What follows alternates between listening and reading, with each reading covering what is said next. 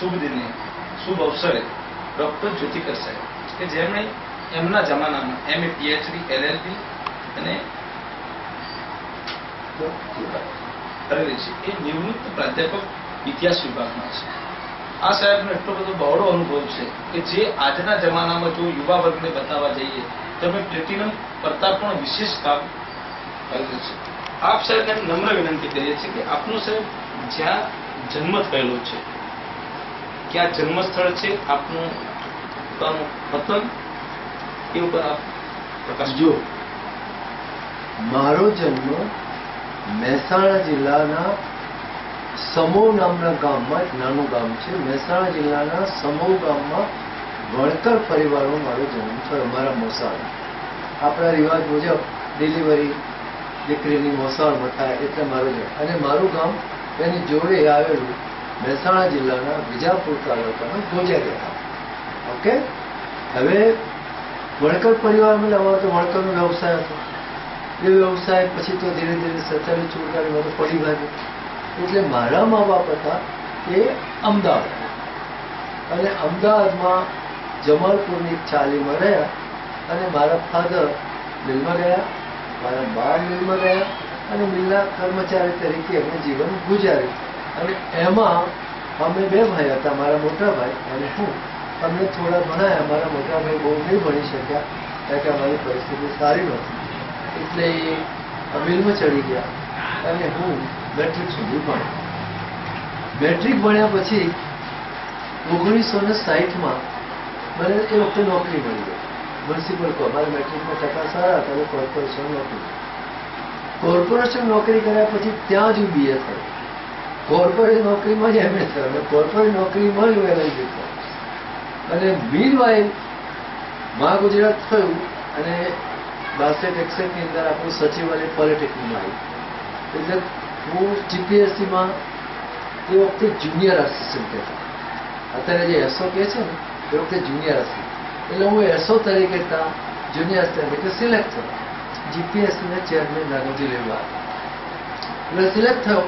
એટલે હું પાછો ત્યાં પોલિટિકમાં નોકરી કરાવી, મ્યુનિસિપાલિટી નોકરી ચાલુ રાખી રજા પર ગયો કે જોઈએ, પણ મને નોકરી નહીં ગમી. કારણ કે 6 કલાક બેસી રહું, કોઈ કામ નહીં કરવું એ મારા સ્વભાવનું વિરુદ્ધ.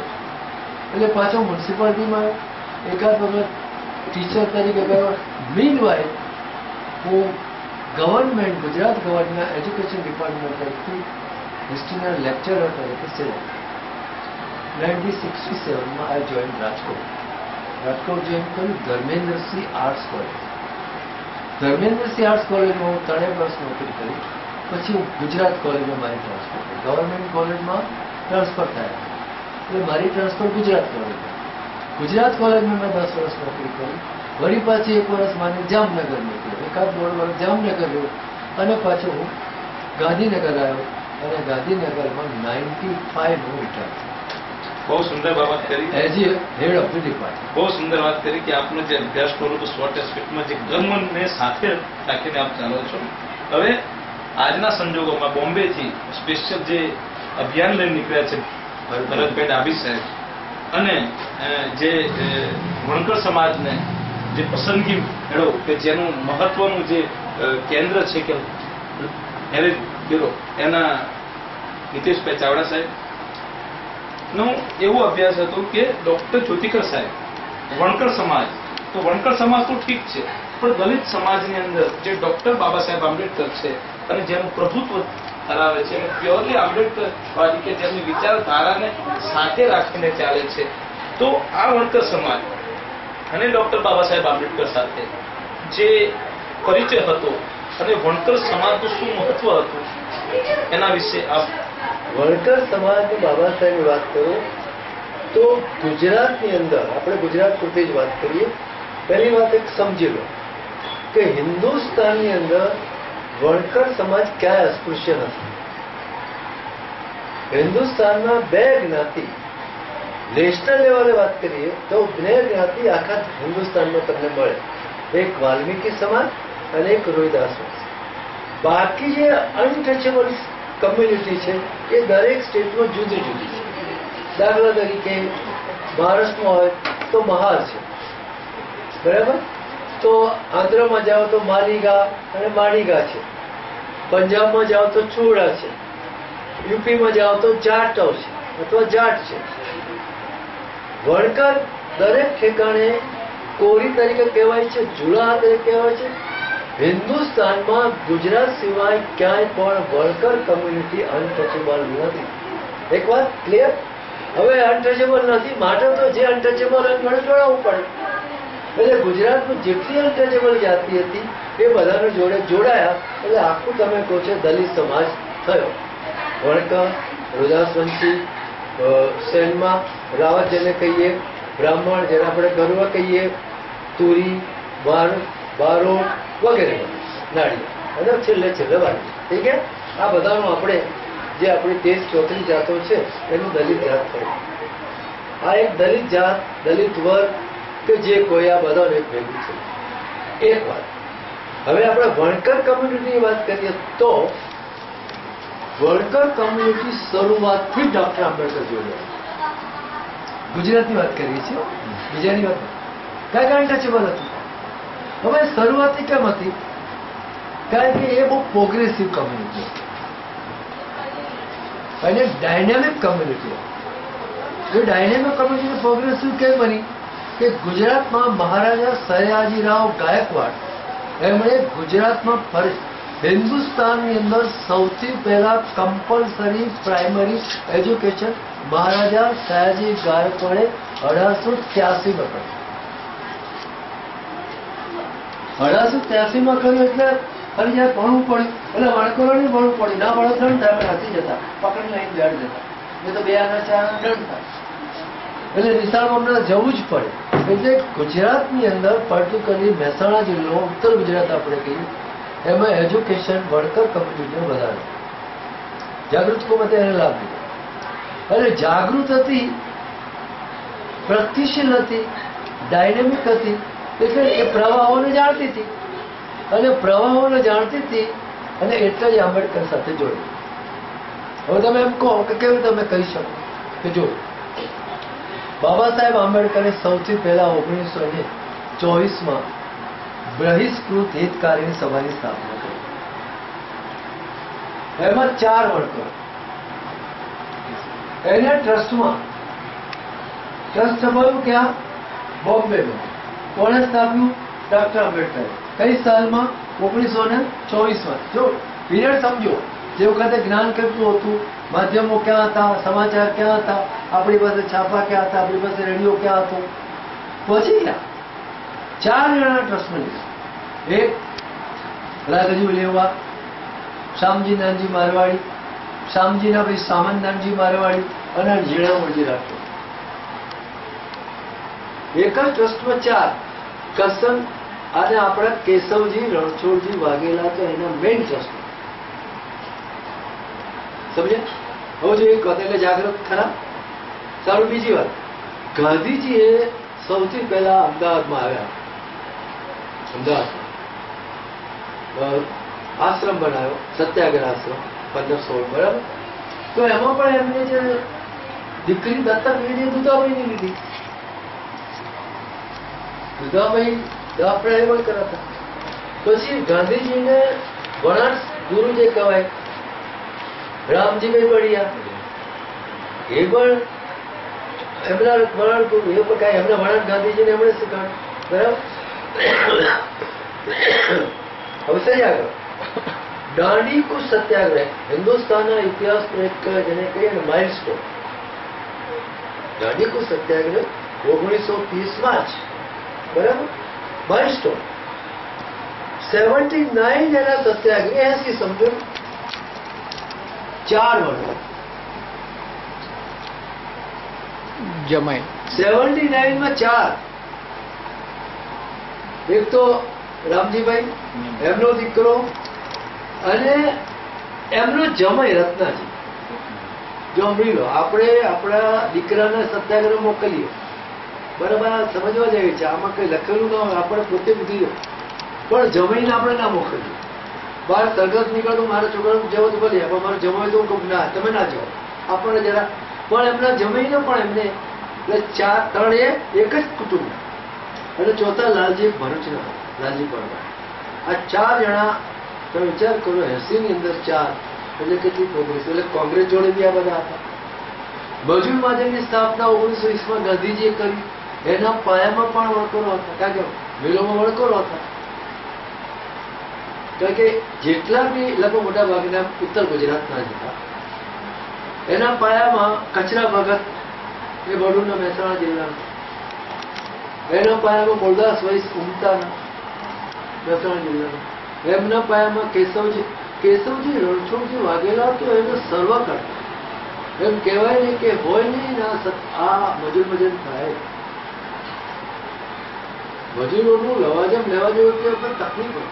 તો કહેવાનો મતલબ શું છે કે એ વખતે આ બધા જાગૃત હતા અને એક એવા સમાજમાંથી આવતા કે એ સમાજમાં આપણે માનીએ કે ના માનીએ પણ એના જીન્સમાં કામ પડ્યું હશે, એના ડીએનમાં કામ પડ્યું હશે કે અમને આવ્યું. બીજામાં કેમ ના આવ્યું મને સમજાવો.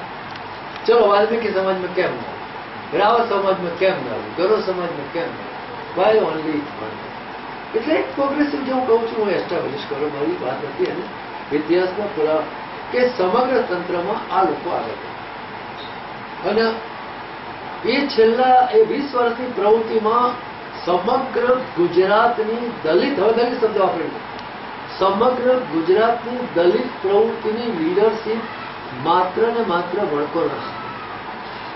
પહેલો પાર્લામેન્ટના સભ્ય મોરદાસ વૈસ 1952 બરાબર એમનું થયા. 57માં મોરદાસ વૈસ. તો પ્રવૃત્તિના હેડ જેને કહીએ એ વણકરો, એમના હાથમાં લીડરશીપ. બીજી જે કમ્યુનિટી જે આવી એ 10 વર્ષ પછી સમાજ રોહી સમાજના લોકો આવ્યા, પણ એમનો જે વિકાસ છે ને વણકરો કરતા લગભગ 10-15 વર્ષ લેટર થઈ છે. એ દસકો તો લેટ કરો, તમને કોઈ દેખાશે. તમે વિચાર કરો, બોમ્બેની અંદર આંબેડકરે મહાન સત્યાગ્રહ કર્યો, એમાં પણ બોમ્બેના બધા વણકરો થયા. જે મહાન સત્યાગ્રહ કરે છે ક્રાંતિનું રણસીટ, એ પણ એટલે વણકર કમ્યુનિટી પહેલેથી આ રીતે પ્રવૃત્તિ છે.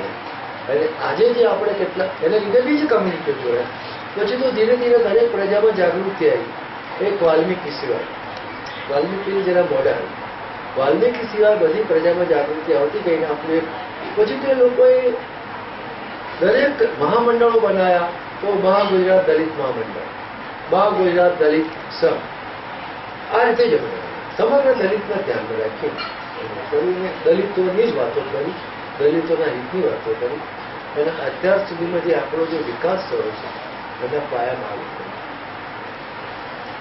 એના કરતા એક બીજી વાત કરું, 1928ની અંદર 1927ની અંદર ધારાસભામાં 2 જણાને સાથે એ વખતે નિમણૂક કરી, નોમિનેશન કરી, ગવર્નર નોમિનેટ કરી.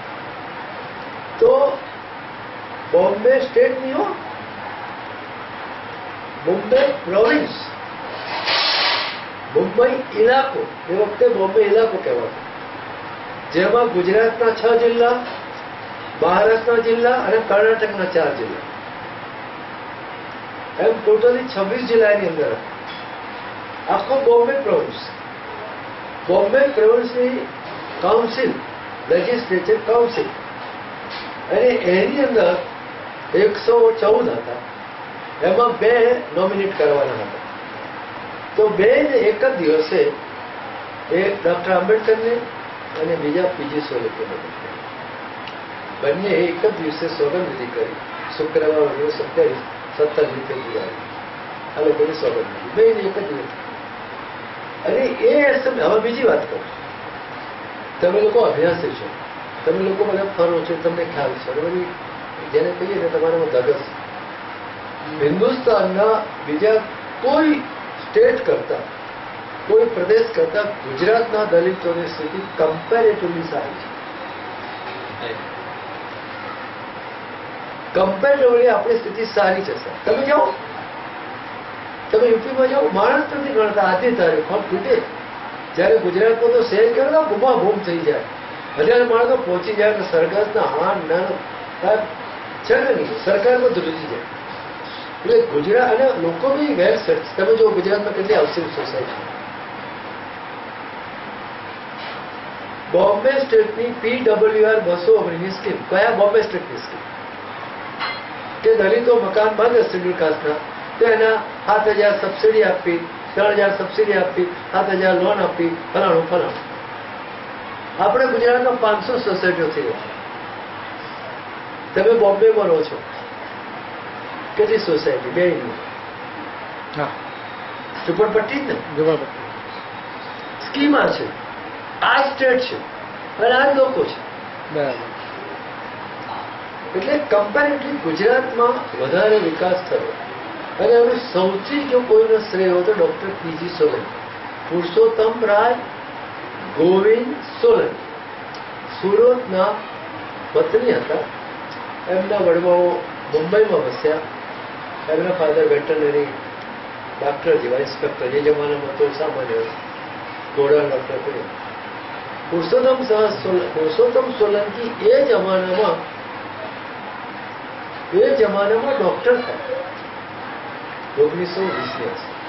નોટ ઓનલી ધેટ, ટોક્સિકોલોજીની અંદર ગોલ્ડ મેડલ્સ મળે એમને. મેં કહ્યું હતું તે દિવસે.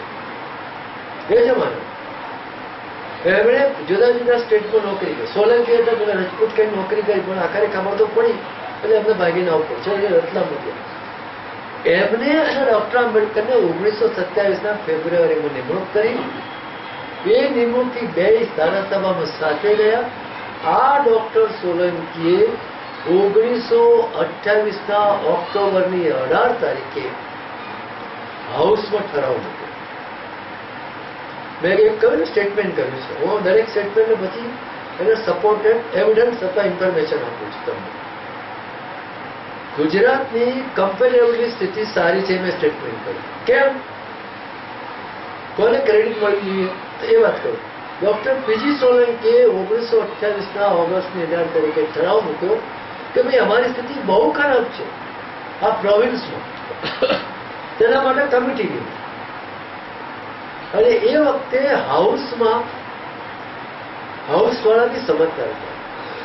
બહુ લાંબી ચર્ચા થઈ, પણ સરવારે સરકારે રેઝોલ્યુશન એક્સેપ્ટ કર્યું. સરવારનું મતે પસાર થયું.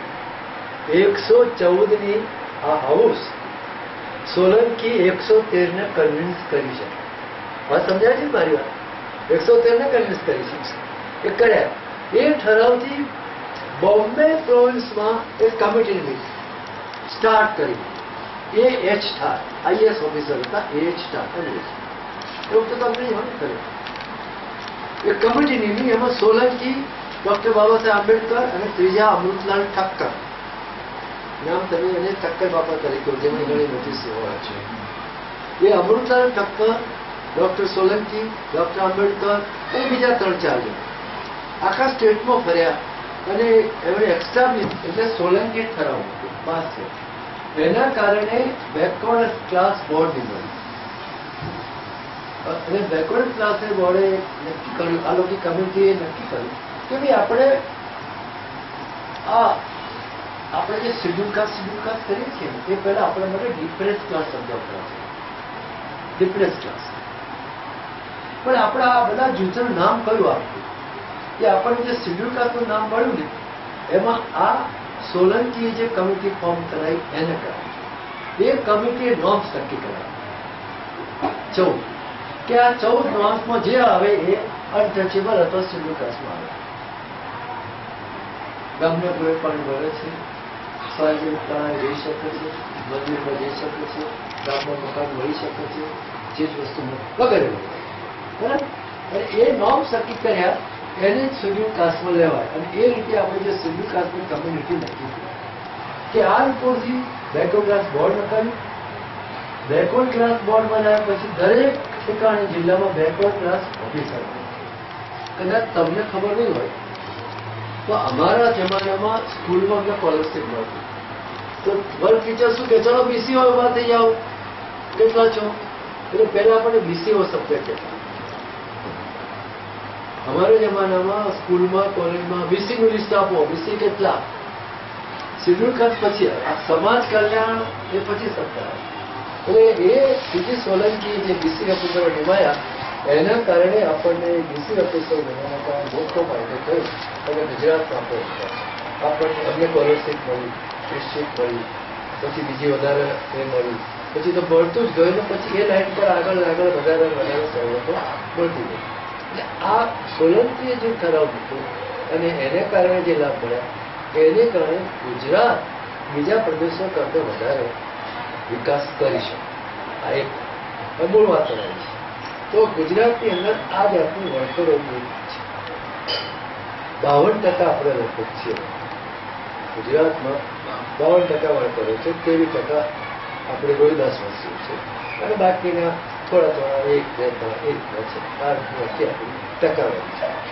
સૌથી મોટી કોમ છે, સૌથી મોટી જાગૃત કોમ. પછી જાગૃત કોમ અને ડાયનેમિક ક્લાસમાં શું કરું છું તમે જો કે સૌથી પહેલા આપણા ત્યાં કબીર પંથમાં ધાર્મિક રીતે વાત કરીએ તો તમે જો કબીર પંથમાં પણ જે હશે વણકરો તમે ક્યાંય બી જો કબીર પંથમાં વણકર બ્રાહ્મણ હશે આપણા ઘરે પણ વણકર.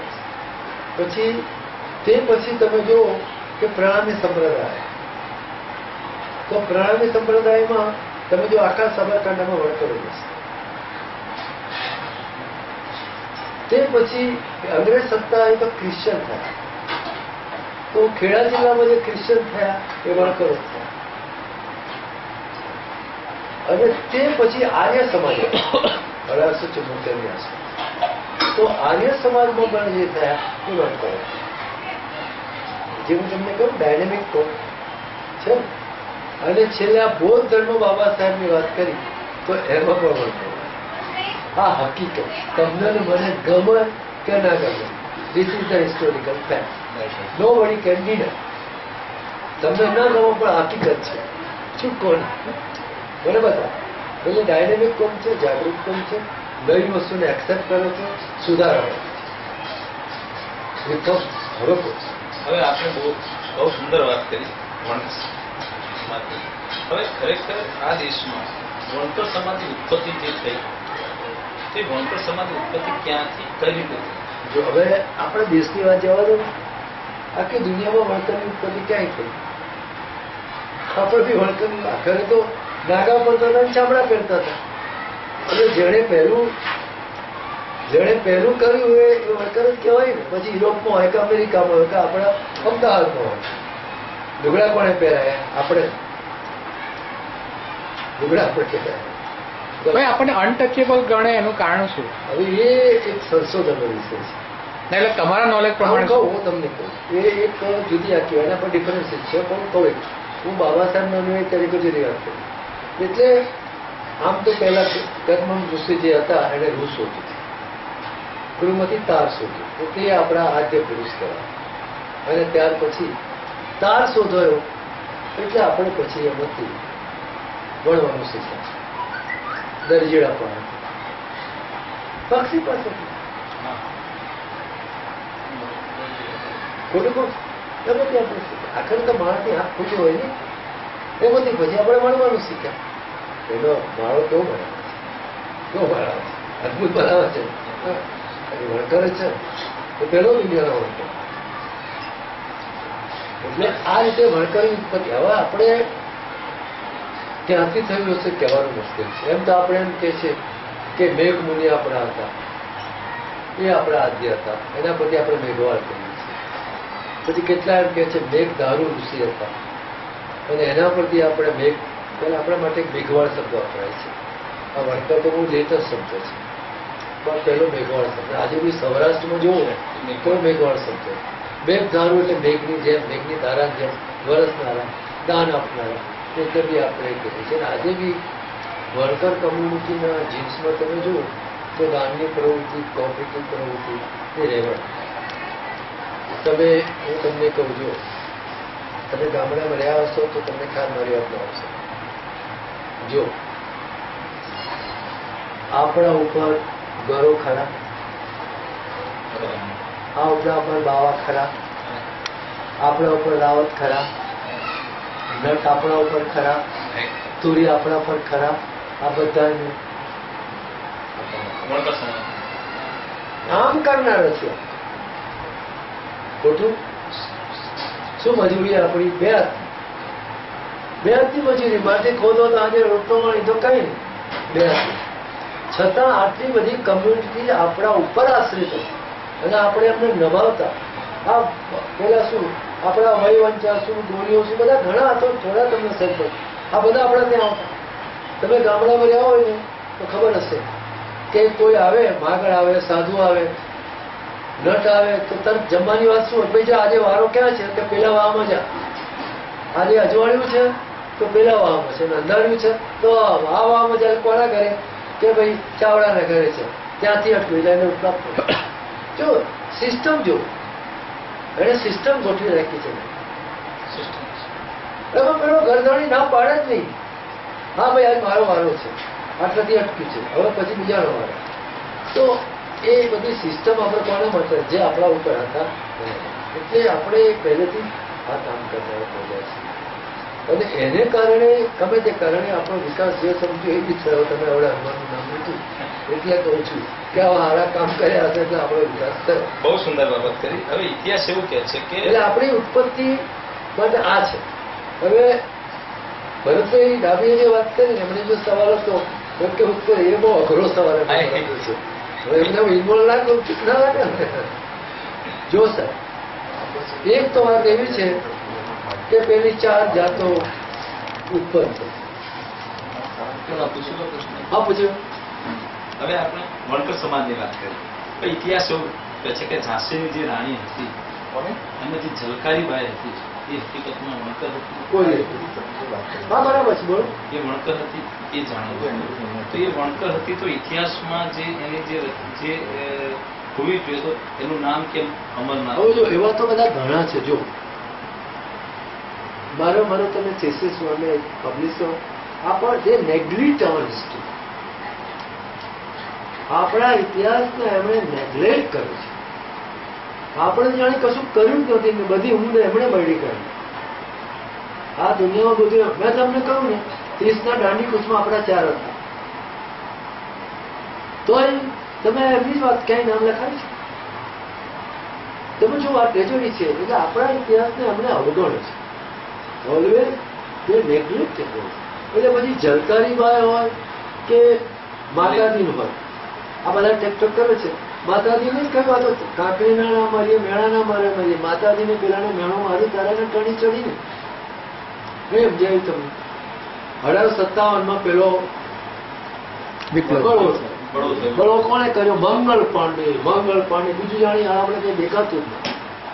હવે મંગળ પાંડે એ અછૂત જાતિનો હતો, બરાબર. હવે એને એ ફેક્ટરી નોકરી કરતો ત્યાં બરાકપુરની કલકત્તા પાસે. એટલે એને પેલા મંગળ પાંડેના લોટામાંથી પાણી પીવા માંગ્યું. એટલે મંગળ પાંડે બ્રાહ્મણ તો કે છે બે લોટા છે અછૂત. એટલે પેલા મેણું માર્યું કે તમે અછૂત તો શું કરો છો? અમારે પાણી નહીં પીવું અને ગાયની ચરબી ચોટાડી ભરવો છે. એ તો પિક્ચરમાં છે. છે કે નહીં? પિક્ચરમાં છે, જોયું નથી. બરાબર. આ તો કાંકરીના માર્યા ને અમારે મેળાના માર્યું. નરસિંહ મહેતા એની ભાભીએ મેળું માર્યું એટલે ભગત થયા. ધ્રુવને એની મારે મેળું માર્યું અપરમાં એટલે ધ્રુવ થઈ ગયું. બરાબર. તુલસીદાસના એના પત્નીએ મેળું માર્યું એટલે સંત તુલસીદાસ થઈ ગયું. તમે જાણો છો કે આ ખાલી સ્ટેટમેન્ટ કરું છું, સ્ટોરી કહેતો નથી. એમ મંગળ પાંડેનો પ્રેરણા પણ હતી. તમે મંગળ પાંડેને કેમ આને આટલો ગુસ્સો આવ્યો? વી પીપલ આર ધ ઇન્સ્પાયર. આપણે એને ઇન્સ્પાયર કર્યો ને, આપણા માણસને ઇન્સ્પાયર કર્યો ને. એટલે તમે જે તમારી જે લાગણી છે ને ભાઈ બિલકુલ સાચી છે. આ લોકો આપણો ઇતિહાસનો નેગ્લેક્ટ. મેં આંબેડકરની ચળવળનો ઇતિહાસ લખવા માટે ગાઈડને કહું તો મારી સામે જોઈ રહ્યો. આંબેડકરની ચળવળ ગુજરાતમાં અને તમે લોકો લખી તો તમે ડિગ્રી આપશો ને 400 પણ હોય જ નહીં. અને મેં લખે બધી કેટલાય લખી. એટલે આપણે હવે જાગૃત થયા છે, લખવા મળે છે. એટલે આપણા ઇતિહાસને નેગ્લેક્ટ કર્યો છે. ઝલકારીબાઈ આપણી હતી પણ એની સામે મને બહુ આધાર નથી. હું તમારા મગજમાં જે ક્લેરિટી કરું એક વાત સમજી. મારે ઘર તમે ક્યાં ભાઈ? હું પ્રોફેસર છું એટલે મારી આ ડિગ્રી છે, મારું મકાન છે. તમે મારા ઘર એટલા માટે આવ્યા કે હું દલિત સમાજ માટે કઈ મથામણ કરું છું, કઈ પ્રયત્ન કરું છું એટલા માટે. તમે પોઝિટિવ થિંકિંગ, બરાબર, એટલા માટે આવ્યા. તમારા કામનો શું માટે આવ્યા? કોઈ બી માણસ જો આપણા કામમાં ના આવે તો આપણા માટે કશાય કામ નહીં. આ હિન્દુસ્તાનમાં ઘણા મહાપુરુષો છે. આંબેડકરને મસીહા કેમ કર્યું છે? એને પાસે ડિગ્રી હતી એટલે ના. કોઈ રૂપાળો હતો તો રાજેશ કનગલ પકડતા ત્યારે એની પાસે બહુ પૈસા હતા.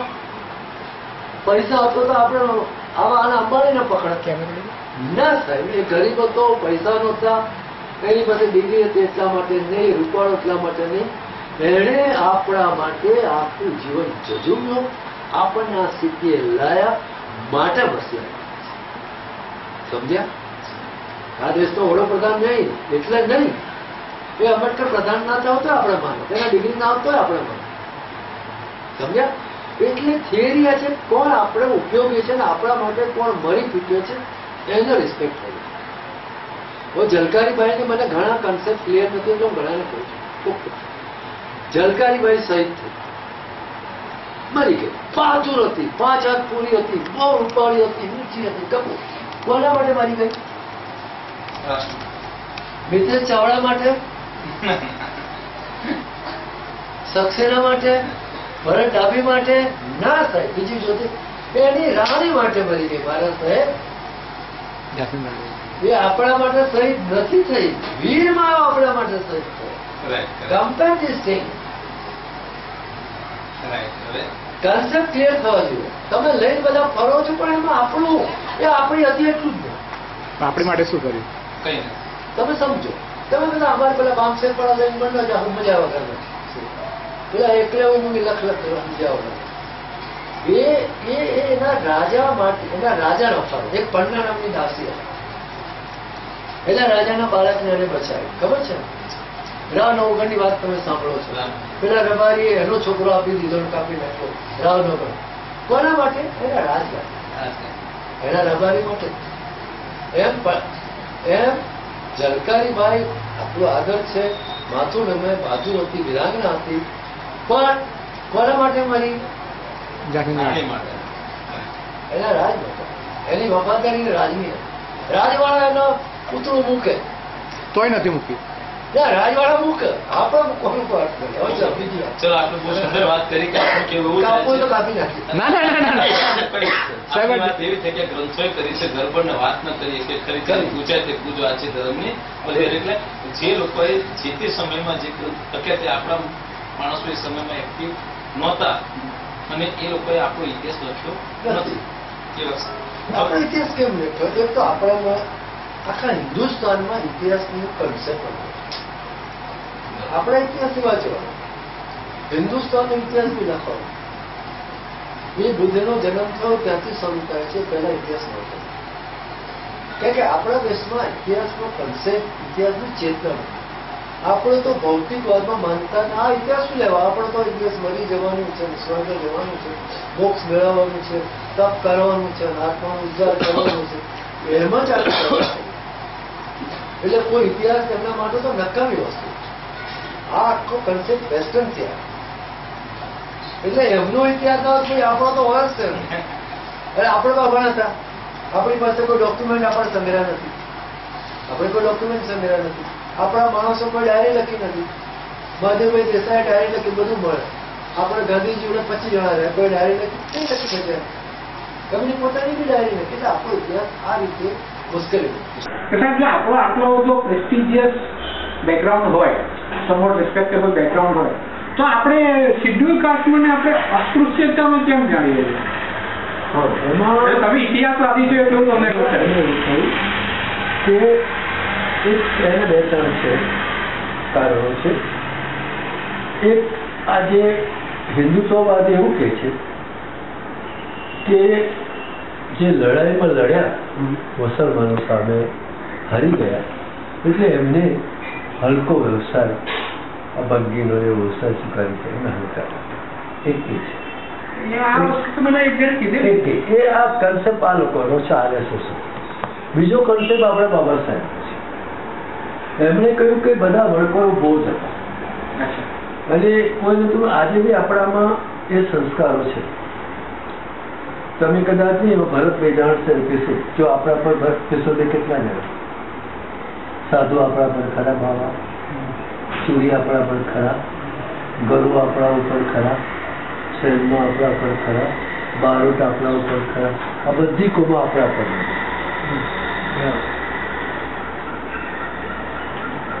આપણે આમ કરનારા છીએ. હા બરોબર. આમ નહીં.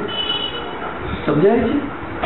આ બધી જ કોમો, ગરોડા, સાધુ, બ્રાહ્મણ, તુરી, સરગાળા, નર, બારોટ, આ બધા જ આપણા પર. આપણે જ એમના દાતા સાહેબ, બરાબર છે? હા તો આપણામાં દાનની આ કન્સેપ્ટ છે. આ એના જીવ છે, ક્યાંકથી તો આવ્યા નહીં. એટલે બાબા સાહેબ આજે તો આપણે શહેરમાં આવ્યા, ગામડામાં તો આપણે મજૂરી કરી જવાનું ને. હા, માટી ખોદીને સાંજે પૈસા મળે તો આપણું ચોરું સર ના મળે તો વાત પતી ગઈ. ખેતર મજૂરી કરવા છતાંય પણ આપણે આટલા બધા નભાવતા. સાધુ આવો તો કહી દે કે આજે કોનો વારો છે, પેલા ઘરમાં જા, પેલા કે ભાઈ આજે આનો વારો છે, મારા ગામડે હજુ પણ બરાબર છે. કેમ? વ્યવસ્થા છે અપ ટુ ડેટ. પેલો આવા કહી દે કે જવાનું છે, આ વાસમાં આનો વારો છે, આ વાસમાં આનો વારો. વાળા પણ આવે સુધી કહું છું. તો એ આખું કન્સેપ્ટ આપણામાં આવે. એટલે બાબા સાહેબ કહ્યું કે આપણે બોલવા. હવે બ્રાહ્મણો સામે બ્રાહ્મણોનો આખો વ્યવસાય ખતર. કારણ કે એ તો યજ્ઞમાં પશુ ઉમતા હતા, બોધ બને એટલે પશુનો બધો એમનો ધંધો, એટલે મિલો બંધ પડી, ધંધો પડી ભાગે, ધંધો પડી ભાગે. એટલે આપણી સામે જે ગુણા છે અને એના રાજાઓ એનો સપોર્ટ મળ્યો, એને કારણે એ લોકોએ આપણને અનટચેબલ કર્યું. એ બધું લાભો છે. તો તમને સિદ્ધાંત તમને કે આપણે once upon a time we were the પણ બ્રાહ્મણોની ઈર્ષાના કારણે આપણને અનટચેબલમાં ઢકેલી દીધી. આપણે જો આજે આ તો હવે આપણે કે આપણે અહિંસક હતા એટલે આપણે આજે બી તમને કહું, આપણે ચિકન ખાઈએ, આપણે ચિકન કાપતો જોઈએ નહીં. મને બતાવો, આજે મને બતાવો. તમે બધા બેઠા, આપણે ચિકન બે હાથે ખાઈએ, સાચી વાત. પણ આપણે ચિકન કાપતો જોઈ શકીએ? બરાબર. કાપવાની પછી વાત છે, જોવાની વાત કરું તમે ટટી શકે. આ આપણામાં અહિંસા. એટલે આપણે શું કરતા, હવે ખાવું શું, એટલે આપણે મરેલા ઢોરનું માંસ ખાવું, જે મરેલા પશુ હતા એનું માંસ ખાવું. કારણ કે એટલે આ લોકો એનું બહાનું કરીને આપણને અનટચેબલ છે. અને પછી આપણે પણ કેટલા લાદ્યા, આમ જ કરવાનું, આ જ કરવાનું. એટલે એને કારણે આપણે આ પરિસ્થિતિમાં આવી.